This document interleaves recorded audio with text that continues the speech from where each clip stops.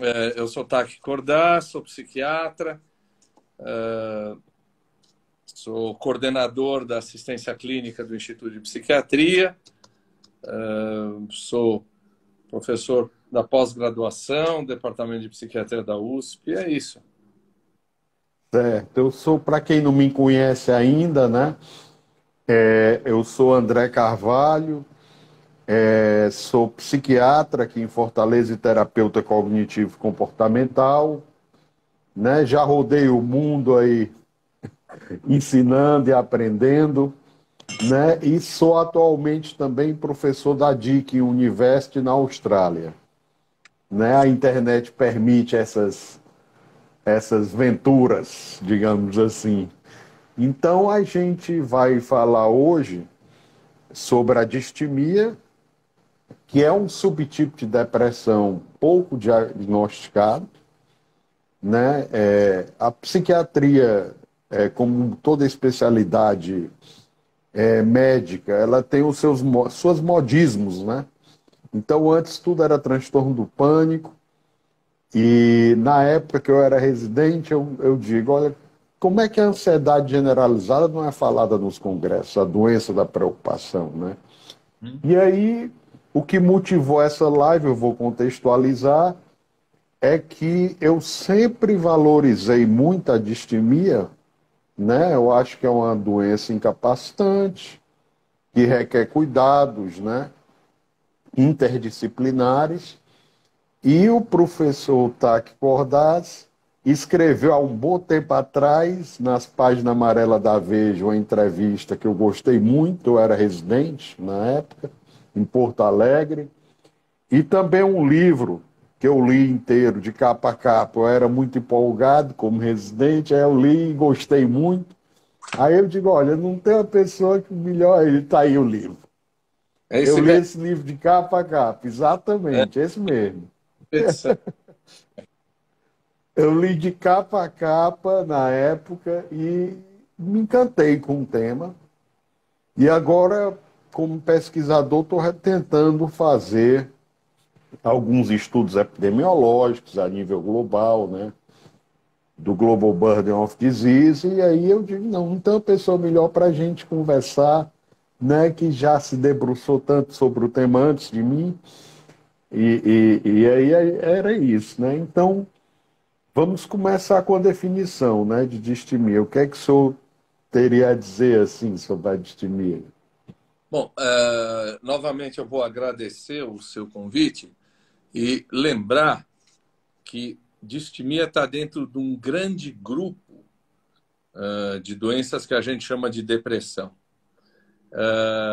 Eu vou sempre me referir, me reportar à depressão, porque distimia é um pedaço da depressão, e depressão ainda é um transtorno psiquiátrico mal diagnosticado, mal tratado. Quer dizer, já é difícil diagnosticar depressão, quanto mais distimia. Mas, em grego, o prefixo dis quer dizer defeituoso, quer dizer aquilo que não funciona, né?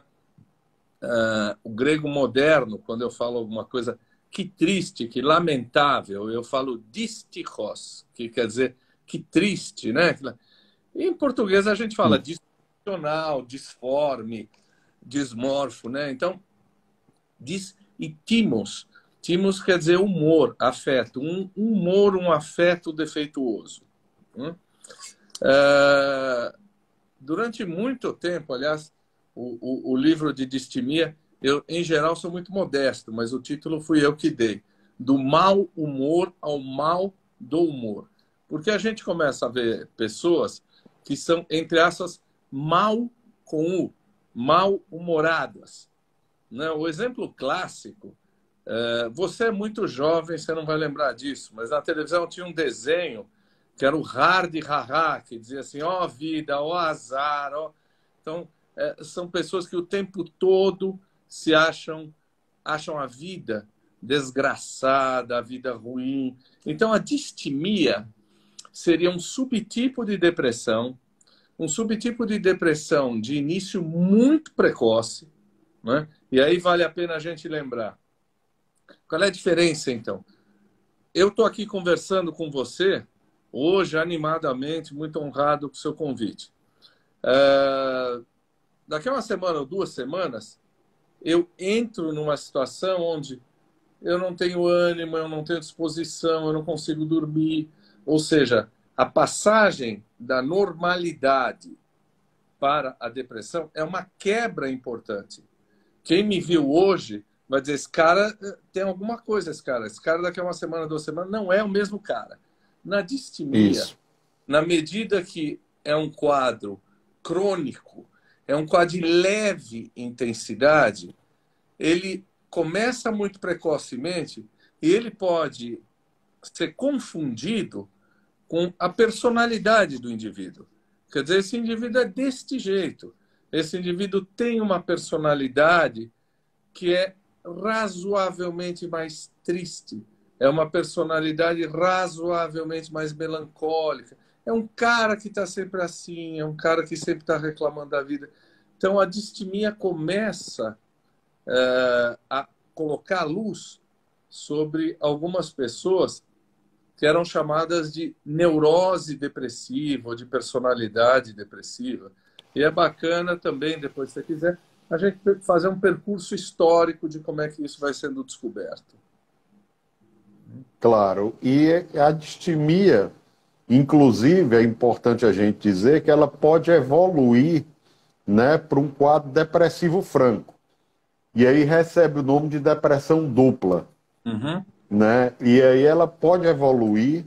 Quem tem distimia tem um risco maior de ter uma depressão maior, apesar de a distimia não preencher os critérios suficientes, tipicamente, para um episódio depressivo maior. Que eu concordo, é extremamente subdiagnosticado, né? Extremamente confundido com doenças físicas, e nos extremos da idade, mais ainda, né? Uhum. É um desafio diagnóstico, porque a distimia na infância, como o professor falou, de início precoce, ela pode se manifestar como humor irritável, só com irritabilidade, né?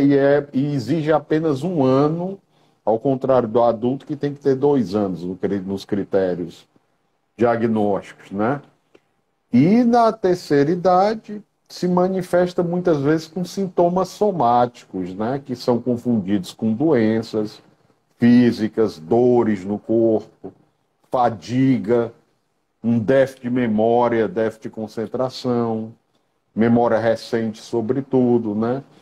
Então,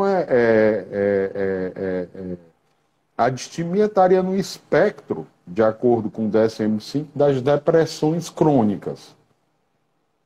Exato. E, A gente há algum tempo, e eu ainda gosto de fazer essa diferenciação, não obstante a visão atual coloque tudo no mesmo pacote, né? Transtorno depressivo persistente. Mas isso, é interessante você, ainda clinicamente, embora os critérios diagnósticos não diferenciem mais isso, diferenciar um pouco a distimia de alguém que teve. Isto é muito frequente no seu consultório, no nosso hospital universitário, tenho certeza, para os psiquiatras. Alguém que teve um quadro depressivo, não foi adequadamente tratado e que fica com resíduo de depressão. Fica com um perfeito. pouquinho de depressão. Eu queria salientar isso, porque muita gente deve chegar para você e dizer o seguinte: já tomei todos os remédios. Né? Aí você fala, não, isso não me adianta nada. Por quê? Vamos pegar uma droga X que precisa de 200 miligramas, dose máxima efetiva, né? E precisa que ela seja prescrita de 10 a 12 semanas. Se você usou 200 miligramas por uma semana, não presta. Se você usou 50 miligramas por 2 anos, também não presta. É a combinação entre o tempo e a dose. E, infelizmente, no nosso país ainda parece ser um grande mistério as pessoas conseguirem utilizar antidepressivos de maneira adequada. Os antidepressivos têm Concordo. 70 anos, 60 e poucos anos. E aí, não é só clínico. Às vezes eu brinco que o clínico dá um comprimido aí de fluoxetina de 20 miligramas, que eu digo hoje que é antidepressivo de ginecologista, E aí depois você vai uma semana lá, um mês depois, e ele te pergunta, você está melhor? Ah, eu estou melhor. Ótimo, está melhor, acabou. Eu ensino aos meus pacientes que o critério para a gente dizer que está funcionando um tratamento não é perguntar para ele se você está melhor. Estar melhor é como estar com 42 graus de febre e você vai para 39.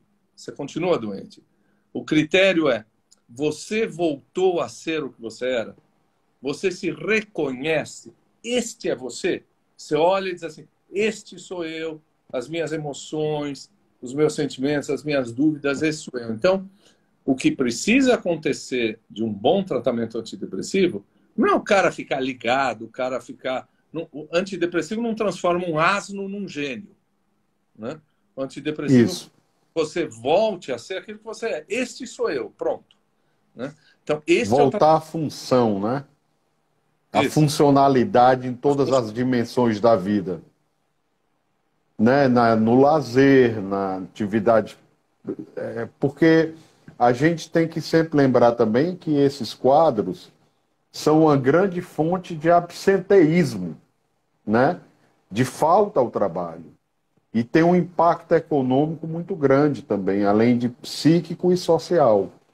Né? Né? É uma importante fonte de absenteísmo.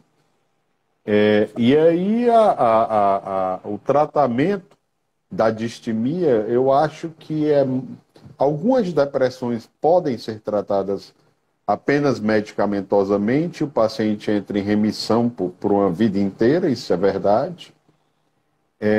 Remissão e volta da função, apesar de a psicoterapia ser sempre um aliado importante, mas a distimia, eu acho que a psicoterapia também ela ganha uma robustez maior, né? Uma importância maior, né? Tal como a ciclotimia no quadro.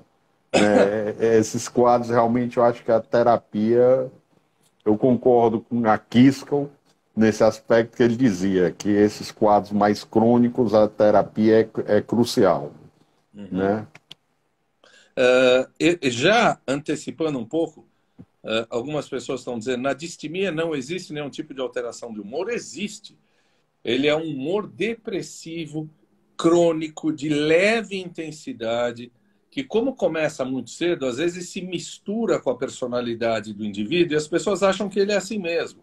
E daqui a pouquinho, o doutor André e eu vamos mostrar que os estudos acabam levando a evidenciar que essas pessoas têm tratamento. Mas o doutor André lembrava algo, que é o seguinte, a Organização Mundial de Saúde, até alguns anos, fazia uma lista das doenças que tinham maior mortalidade, doenças infecciosas, etc. Depois de um tempo, a Organização Mundial de Saúde passa a fazer uma lista das doenças mais incapacitantes. Ele já lembrou isso. O que é incapacitante?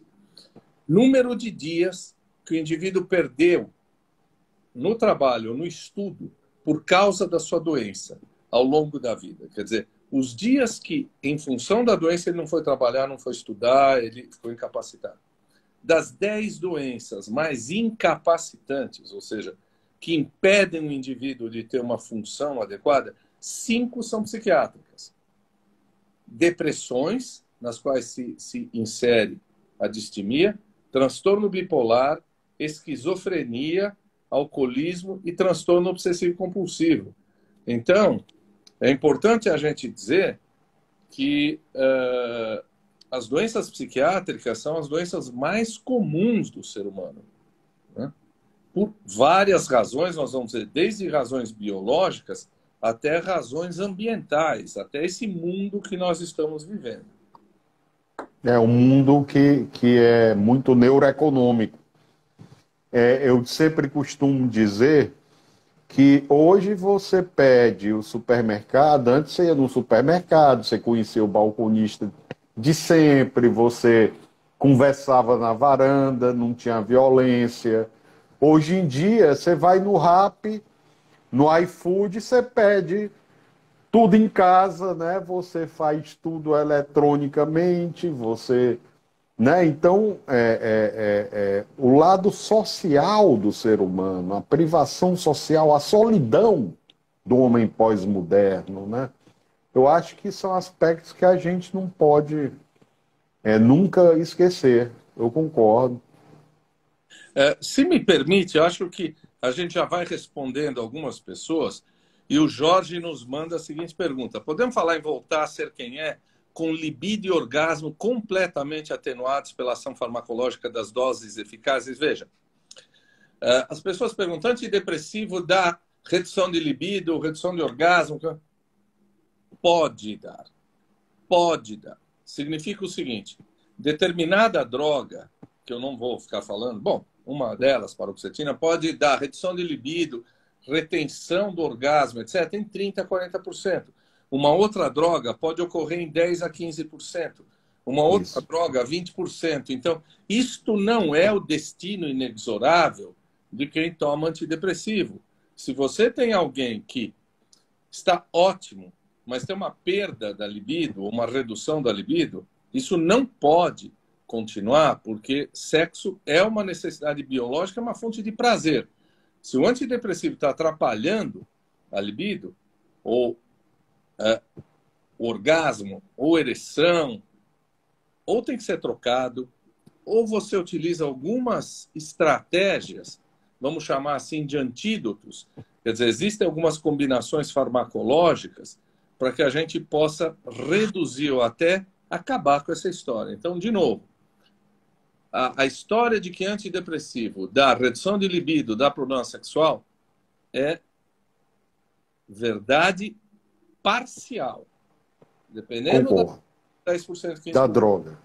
Então, não é o destino inexorável das pessoas. Então, isso não deve ser... E a importância também de distinguir que essa redução da libido pode ser um sintoma residual da depressão.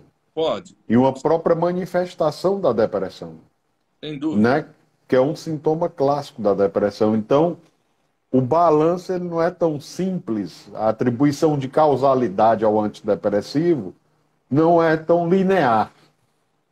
Aliás, quase nada na medicina é patognomônico linear, e na psiquiatria menos ainda.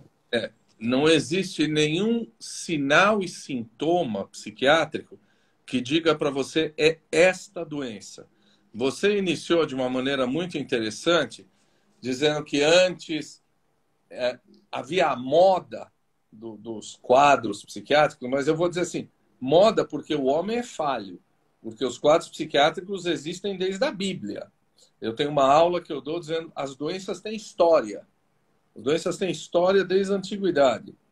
Mas o que eu estava querendo dizer é que... olha, já me perdi. Eu estava falando das depressões ou das distimias, não sei, agora me perdi, daqui a pouco eu vou ler. O que eu estava falando? Não sei, me perdi. Sim. Você estava falando da ancestralidade das doenças, não é? Da moda. Isso, agora lembrei. Isso. É muito frequente, hoje, você receber um paciente com um transtorno bipolar, com depressão, e aí eu falo para os meus residentes sempre, quando eles vêm com anamnese e ninguém fez um heredograma, quer dizer, pai, mãe... Eu pergunto, você não acredita em genética? E eu explico. Se você perguntar para alguém, tem alguém na sua família que tem um problema psiquiátrico? 90% das pessoas vão dizer não. Eu digo, é o seguinte, como é o nome do seu pai, como é o nome da sua mãe? Eu sempre faço isso também. Das suas tias, como é o nome dos seus tios? O que os seus tios... Pega um por um, quer dizer, quando você destrincha, você vai ver que tem um monte de gente com transtorno psiquiátrico na família. E o que as pessoas chegam e dizem, eu tenho um avô, um tiozinho, esquizofrênico. Aí você pergunta, esse seu tio trabalhou? Trabalhou a vida inteira. Esse seu tio teve família? Teve família. Interessante. Então, eu vou dizer para você o seguinte, isso não era esquizofrenia. É que na época, também você é um meninão perto de mim, né? Lá atrás, há uns 30 anos, o cara disse que ouviu vozes, virava esquizofrênico. Na verdade, é o que você está dizendo. Ouvir vozes ou qualquer outro sintoma pode acontecer em depressão, em mania, em transtorno bipolar. É que na época qualquer coisa esquisita virava esquizofrenia. E hoje as pessoas... eu tenho um tio esquizofrênico. Não era esquizofrênico. Provavelmente ele era depressivo, era bipolar. Não é que a depressão também aumentou. Acho que hoje nós estamos discutindo muito depressão, distimia, papel de coisas que a gente nunca discutia. Poluição da água, poluição climática. Climática. Muita poluição Isso. climática e alteração genética, né, em depressão. A gente está tendo cada vez mais episódios de depressão, mas eles sempre existiram, né? Isso não é uma doença da modernidade. Isso, claro. E é importante a gente dizer que eu sempre digo aos pacientes também que o antidepressivo é uma droga extremamente eficaz, né? Os estudos, a meta-análise do Cipriani clássica fechou a questão, não tem mais dúvida, mas o antidepressivo você tem que mudar o estilo de vida. É o que eu digo, você não pode melhorar de uma depressão, de uma distimia, se você continua a viver uma vida depressogênica, sem prática da atividade física, supervisionada, que dá melhor resultado, né? Sem a mudança na dieta, né?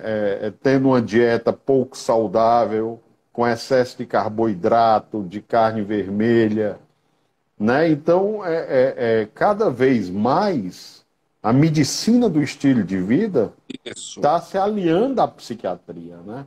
Exato. Que é uma especialidade médica já. Né? E que a gente tem que ver essa intersetorialidade, essa interdisciplinaridade, né, nesses quadros. Quem, como eu, trabalha com psiquiatria clínica, estuda, pesquisa psiquiatria clínica, eu não sou terapeuta, não tenho competência para ser terapeuta. Lá no passado era chamado de organicista, o cara que acha que está tudo no cérebro, né? Bom, precisa haver um cérebro para ficar doente, porque o indivíduo que está em coma não fica doente do cérebro, não fica com transtorno psiquiátrico, né?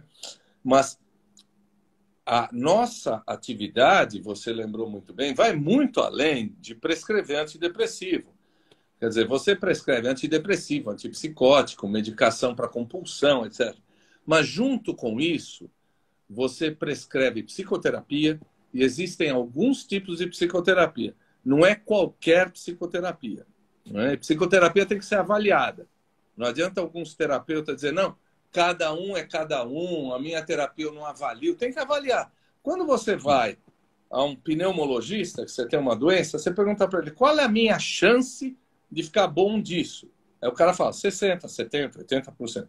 Você vai num terapeuta e diz assim, eu tenho um toque. Qual é a minha chance de ficar bom disso?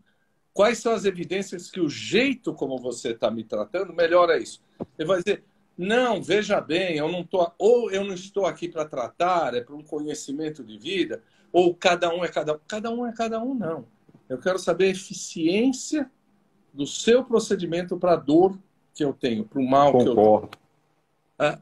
Você falou da dieta. Cada vez mais discute-se que dietas do tipo dieta mediterrânea. Mediterrânea, da Grécia, né? Da Grécia, né? Aliás, eu estou tomando em sua homenagem um Shiraz, né? Não, esse é um Pinot Noir neozelandês, que é lá pertinho. A dieta mediterrânea, atividade física, tem um estudo da Brown University falando que 150 minutos de atividade física por semana tem um efeito antidepressivo. Não é suficiente para substituir um antidepressivo, mas ele se apoia, ele aumenta a eficácia. Estou vendo aí entrar o meu queridíssimo, amado, estimado guru, né? Arnaldo Lorenzato, que está aí, que é o homem que fala, manda aprender e manda soltar. Quando ele fala, ó, vá naquele restaurante, é ele. Né? Olha aí. Né? Outra coisa é uma vida saudável. O que quer dizer uma vida saudável? Redução de álcool, redução de tabaco, não uso de drogas. Não caia na esparrela de que maconha é uma droga inocente. Concordo. Não é. Né? Não é. O que é uma qualidade boa de vida. É você ter bons amigos. Você ter amigos confidentes, né? Não é você ter 30 mil pessoas no Instagram. É você ter amigos que você vai lá e chora no ombro e que você recebe. Ou seja, esta forma de lidar com o afeto, a gente fala assim, que quando o afeto se transforma na palavra, a gente já está começando a se curar. Né? Porque enquanto fica aqui, né? Outra coisa, eu sempre brinco, eu não sou machista, eu vou falar dos dois jeitos. Não adianta, e não é só para depressão, para doença cardíaca, para diabetes, etc. Se você é casado com uma jararaca ou um sujeito cruel, um déspota, a sua doença, seja depressão, seja um problema cardiológico, seja um problema reumático, vai evoluir muito pior do que se você... Sem dúvida. Um ambiente conjugal com um cara legal, um cara compreensivo, ou uma esposa legal. Ou seja, o estresse doméstico piora qualquer coisa. De infarto, a doença dermatológica, a depressão. Então, o ambiente precisa ser tratado. Isso é um papel da psicoterapia. Exato. E a psicoterapia, tem alguns terapeutas que dizem assim, não, o paciente se dá alta. Isso é uma transferência de responsabilidade, né? Que história é essa? Né? Aí é um cego guiando outro cego?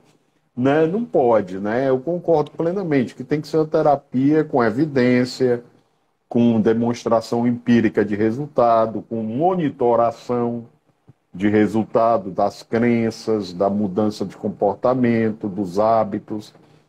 É um conjunto de coisas e eu realmente concordo e queria responder a uma pergunta que foi feita, se é possível diagnosticar a distimia na criança. Demora 1 ano o sintoma e predomina geralmente o humor irritável, ao invés do humor deprimido. Né? Então, Pessoal, na medicina, os extremos de idade são sempre desafios diagnósticos maiores. Não só na psiquiatria, né? Sempre é mais... tem as suas nuances.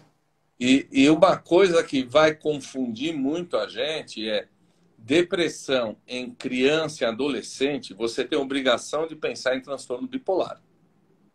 Né? Criança Que o início é mais precoce. tem comportamento, às vezes uso de drogas disruptivo, pode ser uma distimia, mas fica de olho. Pode ser um transtorno bipolar, porque em geral começa muito cedo. Né? Eu queria voltar à psicoterapia. É diferente, eu não tenho um transtorno psiquiátrico específico. Eu posso ser maluco por outras razões, pelo que eu escrevo, pelo que eu falo, mas eu não tenho um transtorno psiquiátrico específico. Eu vou para uma terapia porque eu digo assim, eu estou indo para uma terapia para autoconhecimento. Desculpe o empobrecimento, é como você... Não, eu estou sendo bastante pobre nesse exemplo, mas vamos lá. É como você ir a um museu e olhar para as obras de arte e achar bacana, tá tudo bacana, tá tudo bonito. Você pegar um cara que entende de arte e explicar para você isso que você está vendo, olha isso, olha o que você não notou. Né? É um mau exemplo, mas é algo para as pessoas entenderem. Isso é uma psicoterapia. É alguém que olha o comum e te mostra coisas que você não viu. Agora, eu tenho um toque, eu tenho uma depressão, eu tenho uma distimia, eu tenho pânico. Eu vou para um terapeuta e o terapeuta tem que dizer para você, desculpe, mas o meu modelo de terapia não é o mais adequado para você. Tem um outro Exato. modelo de terapia. Né? E existe, infelizmente, determinadas linhas de terapia, alguns, senão a gente toma processo, né? Alguns psicanalistas, alguns lacanianos, que eu já ouvi muitas vezes, dizem assim, não acredito em doença psiquiátrica. O cara está lá, é verdade, quebrando o consultório e falando, não, eu não acredito em doença psiquiátrica. Isso é para análise, ou seja, há idiotas de ambos os lados. Há psiquiatras que olham o homem e acham que ele não tem alma. E há terapeutas que olham o homem e acham que ele não tem cérebro. Ou seja, É verdade. Perfeita essa colocação. Eu realmente me emocionei com ela. Realmente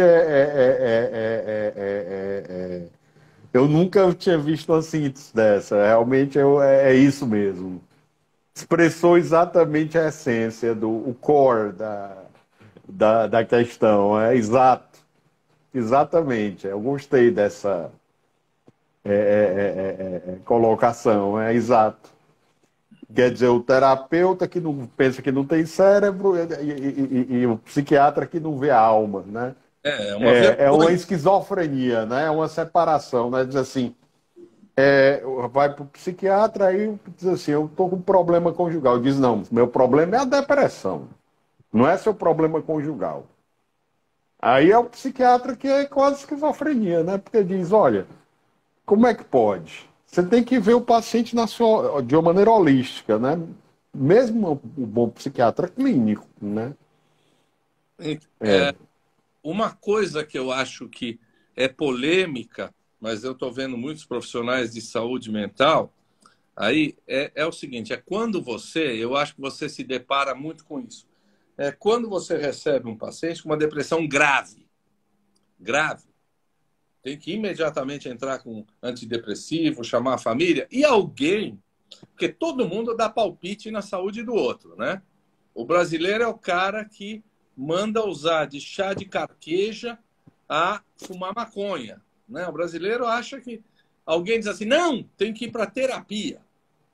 Eu explico, olha, neste momento onde você está muito deprimido, existem modelos de terapia que podem te ajudar. E existem modelos de terapia, quando o terapeuta não sabe o que é depressão, pode tornar o seu quadro pior. Porque toda Concordo. Né? terapia tem uma coisa em comum. Todas as terapias dizem para você, o responsável pela sua vida não é a sua mãe, o seu pai, a sua mulher, o responsável pela sua vida é você. É o que o Sartre dizia. Não a culpa não é da vida, é do que você faz com a vida que você tem. Então, se você pega um cara que está deprimido grave, vai para uma terapia interpretativa, onde o indivíduo o tempo todo devolve para ele que ele é responsável pelo estado dele, esse cara vai se matar. Então, Sem dúvida. algumas psicoterapias não são adequadas em alguns momentos de vida. Nossa, Inclusive, eu tenho um amigo italiano, que é o professor Giovanni Fava, que com certeza conhece da literatura. Eu sou do board da revista dele, nós somos grandes amigos.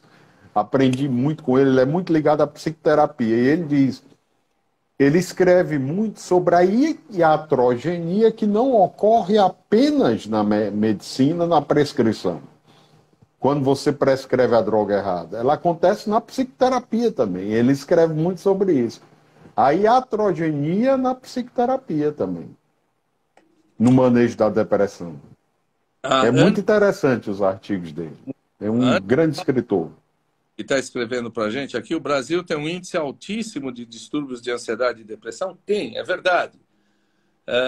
Segundo alguns estudos da Mega City, 16, 17% de ansiedade, 12, 13% de depressão. Mas tem algo interessante, Ana, né, Ana?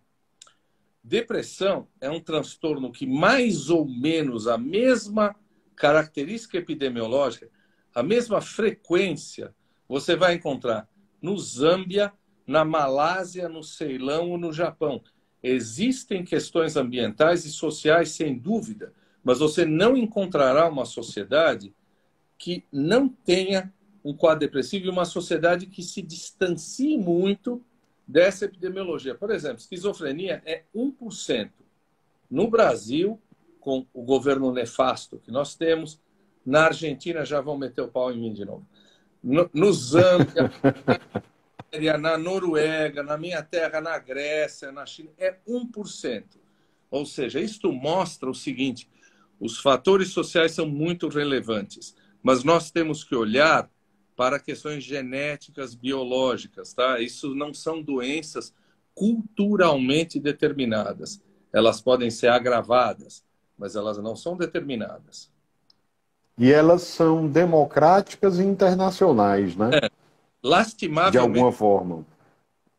Lastimavelmente. Isso é interessante.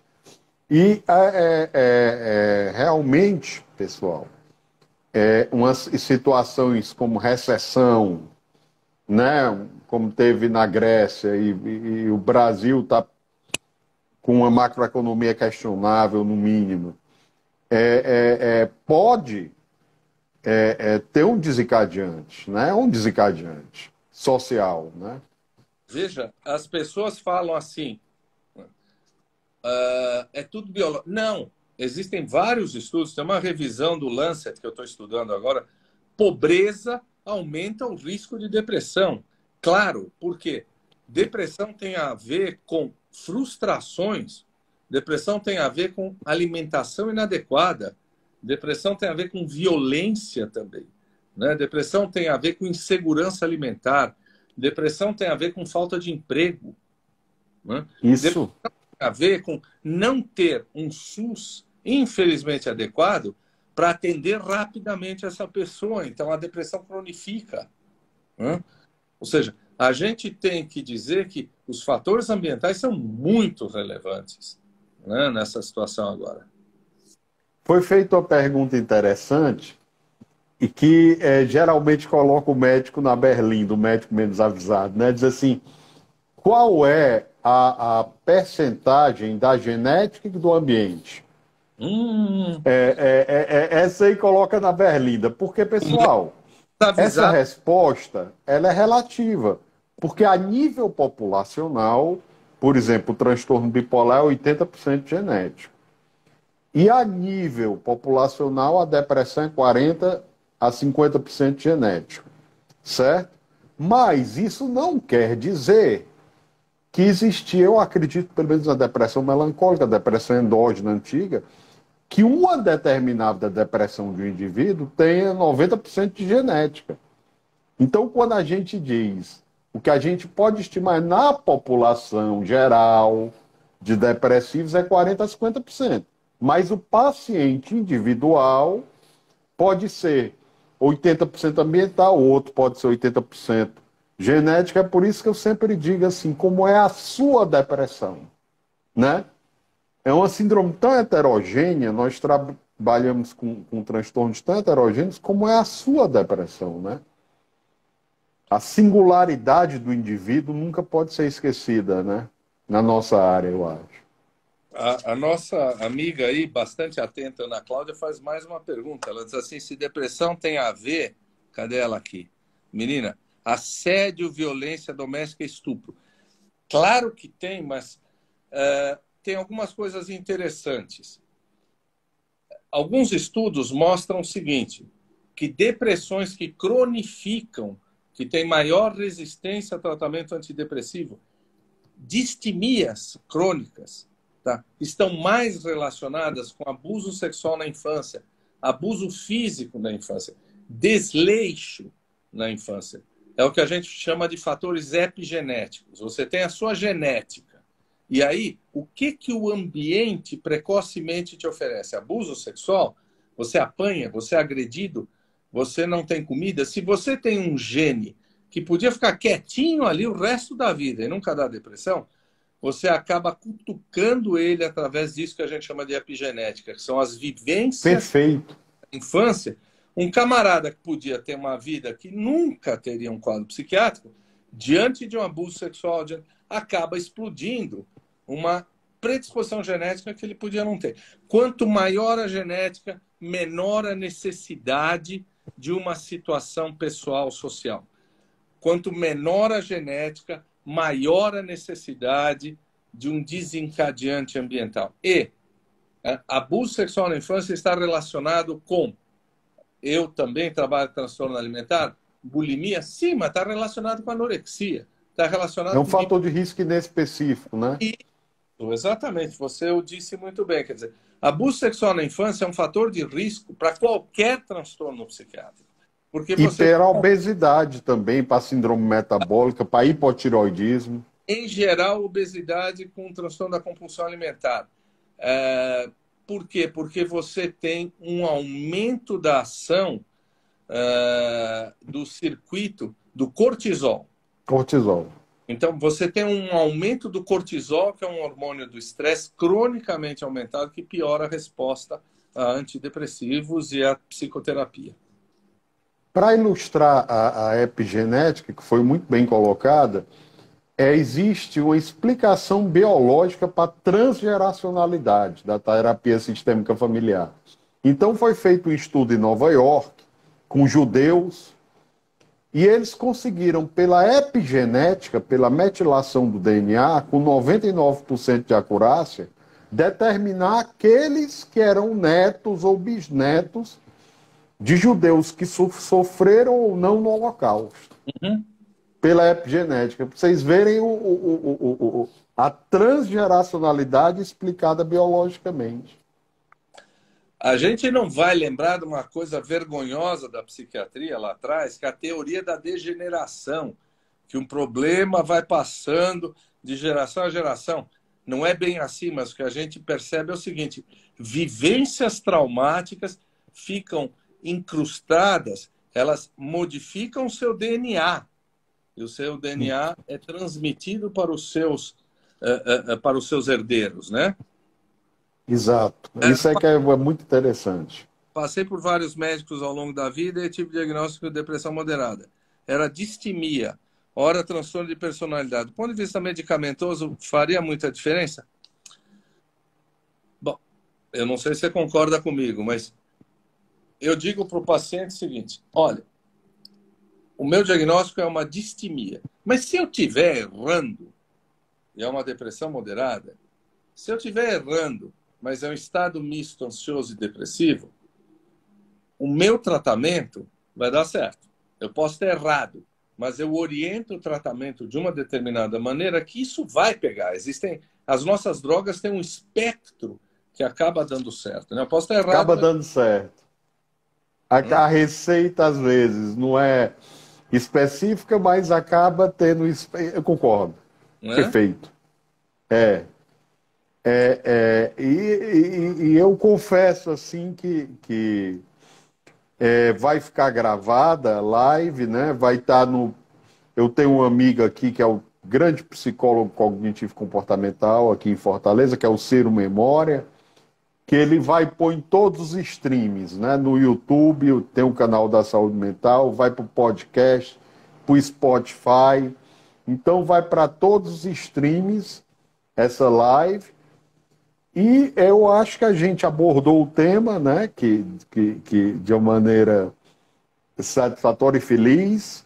Senti um afeto por ti, né, realmente muito grande. Não imaginava que por trás daquele psiquiatra que eu admirava tanto havia uma pessoa tão simples, tão gentil. E eu espero que a gente tenha a oportunidade de fazer outras lives no futuro, se Deus permitir. Eu estou à sua inteira disposição, porque eu acho que cada vez mais o papel do médico, estou falando com um psiquiatra, mas falo com um médico, não é ficar encastelado na universidade e no seu consultório. Pouquíssimas pessoas podem ir ao seu consultório, ao meu consultório, mas, infelizmente, o serviço público não pode absorver essas pessoas. O HC, o Instituto de Psiquiatria, não pode absorver. Mas o nosso papel é chegar aqui e dizer: não tenha preconceito, né? Transtorno psiquiátrico todo mundo tem. Eu posso estar tomando antidepressivo, né? Qualquer um pode ter um transtorno psiquiátrico. Isso não é uma situação de fraqueza, isso não é um defeito de caráter. O seu cérebro pode adoecer como o seu pulmão adoece, como o seu fígado adoece. Segundo, procure um profissional. O psiquiatra não é um maluco que vai te medicar para o resto da vida. Existem critérios de tempo e de medicação. Procure um profissional de saúde mental, um psicólogo bem orientado dirá: isto vale para terapia, isso daqui nós vamos fazer um tratamento conjunto. Combinado. Combinado. Então, é nosso papel social explicar, ensinar para as pessoas o que é depressão, o que é distimia, o que é ansiedade, o que é pânico, para que as pessoas busquem ajuda e para que as pessoas não vão para essa igreja aí que tem um monte de pastor e de religioso aí que diz que vai curar a depressão, que vai curar pânico, vai curar um monte de coisa. Então, cuidado com charlatanismo em psiquiatria. E com as curas milagrosas. Não é o maior que tem? né? É, verdade.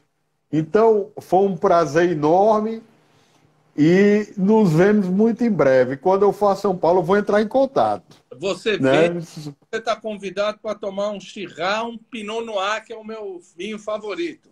Será uma honra. Até logo, Até logo, tudo de bom e muito obrigado a todos que estiveram conosco. obrigado mesmo.